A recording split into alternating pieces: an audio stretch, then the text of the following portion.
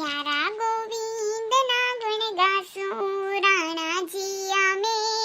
પ્યારા ગોવિંદ ના ગુણ ગાसूं શરણામૃતનો નિયમ મારો નિત્ય ઉઠીને મંદિરે જાસું રાણાજી અમે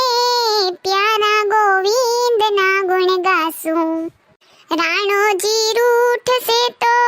રાજ તજાવશે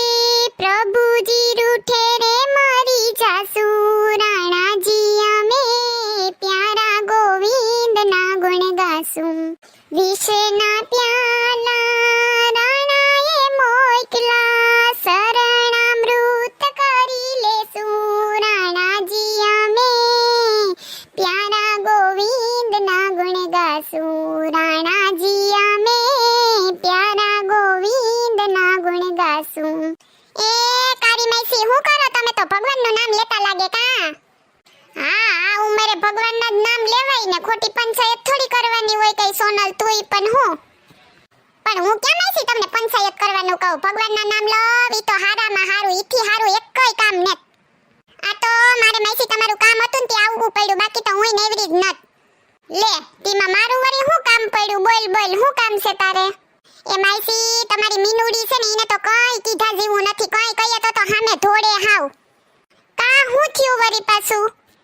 એ માઈસી પાણી આવે ને તે તમારી મીનુડી એટલું પાણીની રેલમ સેલમ કરે ને આખું પાણી આખી હેરી સલકાવી દે ને આખું પાણી અમારી ડેલી આગળ જ ભેગું થાય હવે અમારે હાલવા સાલવામાં ન નડે કાવ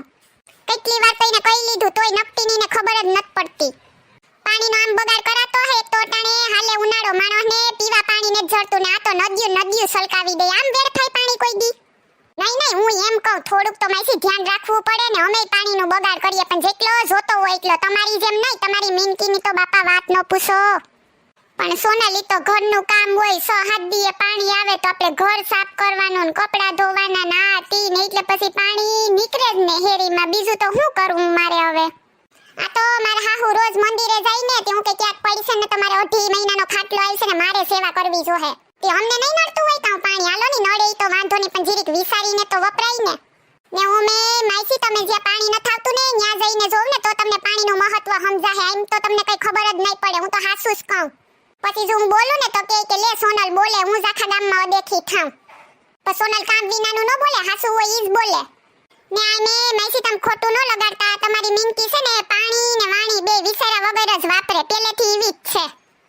આ તમારા હાહુ ને તમારો દીકરો બે ના પાડે નકર તો કરી દઉં સીધી લીટી જેવી માને કામ નહીં બધુંય માનવું પડે આ સોનકીનો પાવર દેખો માઈસી કેટલી વાર તમે હાથ કતરીને કીધું પણ માનતી જ ન જળ બંબાકાર કોણ જાણે કીવી છે હાવ ગરહુંડીમાં હું પીધું હે કોઈને સમજવામાં આવતું જ નત એ સોનલ વહુ તમાર ઘેર જોતી હોય લઈ જાવ મારે કઈ કામ ન થાય ને હું કંટાળી એનાથી તો મને હેરાન કરી મૂકે ખબર છે તમને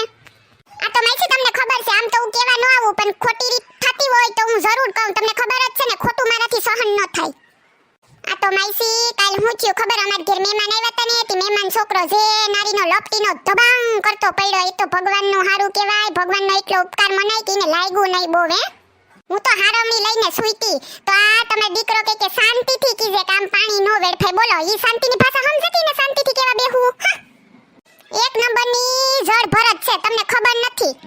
હું સોનલ તુંય વાતું કરે હવે મને ખબર ન હોય એવું બને મારા દીકરાની જ વહુ છે તો હું તો ઈને પગથી માથા ઉધી વર્તું કે કેવી છે એ મારો દીકરો એનાથી કંટાળ્યો મને કેટલી વાર કીધું કે મમ્મી હવે મારે આના ભેગું નથ રહેવું તે હું વળી હું બોલું હવે માન દીકરાનું ઘર બંધાણું ને હવે તોડાય કા હું કહું કે રેવા દે બાપા આ બધી રામાયણ પેલા ઈવું જ કરતી અટાણે ઈસ કરે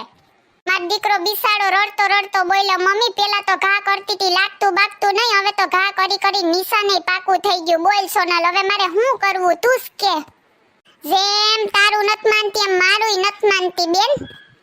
તો માઈસી હવે આનો તો કઈક ઈલાજ લઈ આવવો જ જો હે હો આમના માલે રાખ્યું તો મારે જે રોજ ગંગાન જમના ભરી રહી છે ભર ઉનાળે એમાં તમે હાસા છે હું વળી ક્યાં તમને કેવા બેઠી તમારું વળી ક્યાં માનેતી હું તમને પૂછું હવે તો જો માઈસી પાણી આવે ને પાણી મારી ડેલી આવ્યું ને એટલે ઈવી ઉલારું સીધી દોડની કરી દઉં જોવ તમે મીનકુડીના બે સોટલા ભેગા કરીને મારું પોતાના ઘરમાં જે કરતી હોય કરે લે બીજાનું હું કેમ બગાડતી હે હું એમ કહું પાણીને કઈ બગાડ કરે આ તો માસી મને એમ થયું કે હાલો તમને કહું તો તમને ખબર પડે ને, નકર તમને એમ થાય કે સોનલ જ વાયડી છે, વગર વાકે બાંધવા આવે, એટલે મેં કીધું પેલા માસીને કહેવા દે. જો માસીનું કોઈ માનતી હોય ને વાત ન્યા ઊભી જાય તો વાંધો ને, એટલે મેં તમને કીધું. હો માસી, એસે ને માસી તમે ખોટું ન લગાડતો, મારું હવે ઈ તમારી મિનકી છે ને હું છે, જોઈ લઈ આજ વખતે પાણી આવે ને તઈએ જોઉં. ને માસી કયું ધૂન બોલતા હતા તમે? આ તો કાલે સોમવાર છે ને તો મારે મંદિરે ગાવું, એટલા માટે થઈને ગાતી હતી. પેલા બહુ આવડતા, હવે તો ભૂલી ગઈ કે મેં કીધું હાલ યાદ કરી લઉં, બીજું તો શું હોય. એ સોનલ તને એકાદું આવડતું હોય તો મને શીખવાડતી જા ની, તને તો આમે બહુ આવે ને, તમારી ગામ બાજુ તો કેવા બધાય બોલે. એ હા માસી, એમાં વળી હું ઓલું એક છે, તમને આવડે કે નહીં? કયું સોનલ વળી? વિધિના લખિયા લેખ લલાટે ઠોકર ખાય ખાય ખાય, શ્રવણ કાવળ લઈને ફરતો, સેવા માતે પિતાની કરતો, તીર્થે તીર્થે ડગલા ભરતો, ચાલ્યો જાય જાય જાય. દશરથ મૃગલા રમવાય આવે, મૃગને જાણીને બાણ ચલાવે, એવામાં શ્રવણનો જીવડો ચાલ્યો જાય જાય જાય. વિધિના લખિયા લેખ લલાટે ઠોકર ખાય ખાય ખાય. અરે વાહ સોનલ, તને તો કેવા કીર્તન આવડે. તુંય મંદિરે આવતી હોય તો થોડોક ટાઈમ આવને તો અમને બધાયને તારા જેવા અસલના શીખવાડી દે.